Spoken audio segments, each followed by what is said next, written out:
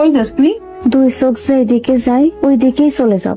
চারপাশ পশু দিয়া ভরা, আমি তোরে যাইতে দিমু না। ভাবি আমারে যাইতে দাও, আমার কারণে কারো অশান্তি হোক আমি তা চাই না। আমি কথা দিলাম, আমি তোর অধিকার আদায় করে দিমু। পরে নিয়ে যদি তুমি বেশি বাড়াবাড়ি করো তোমার বাড়ি থেকে বের করে দিবে।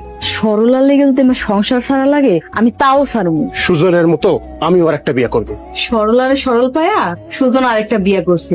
আপনি যদি আরেকটা বিয়ে করে চিন্তা ভাবনা করেন আমি কিয়ামত লাগাই দিমু।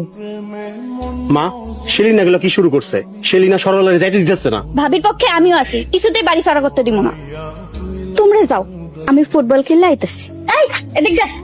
কাল লেগে যে আমরা কি করতেছি বুঝতাছি না। থাক ভাবি বাদ দাও, চলো বাড়িতে যা দেখি ভাইরা কি প্ল্যান করতেছে। মা, আমি অনেক চিন্তা করে দেখছি, এই সেলিনারে আমি আর রাখবো না, তালাক দিয়া দিব। তালাক দেওয়া তো সোজা। তাই তোমরা কই গেছিলা? মেম্বারের বাড়িতে গেছিলাম। মেম্বারের কাছে কেন? যাতে সরলা ভাবির এই বাড়ি থেকে না তাড়াতে পারো সেই জন্য। সরলা সইলা গেলে তবু কি? ভাবির এই দুনিয়া কেউ নেই। সরলার দায়িত্ব আল্লাহ আমাকেই দিছে। সরলার চিন্তা বাদ দিয়া নিজের চিন্তা করেন। আমি নিজের নিয়ে এত চিন্তা করি না। তাই না? যখন তালাক দিয়া দিমু তখন কিন্তু ঠিকই চিন্তা করবেন। সাহস থাকলে তালাক দিয়েন। কিরে সরলা, তুই হাসতাছিস কেন? উনি আমারে মাঠে মারতে আইছিল, পোলাপান যে ঢিল মারা শুরু করলো উনি ভয়ে পালাই গেছে। তুই হাসতাছস? হাসি পাইলে কি করবো?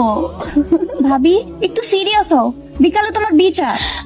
কেমন সিরিয়াস হবো? সরলা খবরদার, তুই এখন হাসবি না। আচ্ছা হাসবো না, কি করতে হইব? বিচারের সবার সামনে বলবা ভাইয়া তোমারে ভাত কাপড় দেন। হায় আল্লাহ, মানুষের সামনে মিশা কথা কমো। মিছা কথা কি আর? তোর জামাই কি তোর ভাত কাপড় দেয়? বিয়ার সময় তো এই কাপড়টা দিছিল। বিয়ার সময় দিছিল,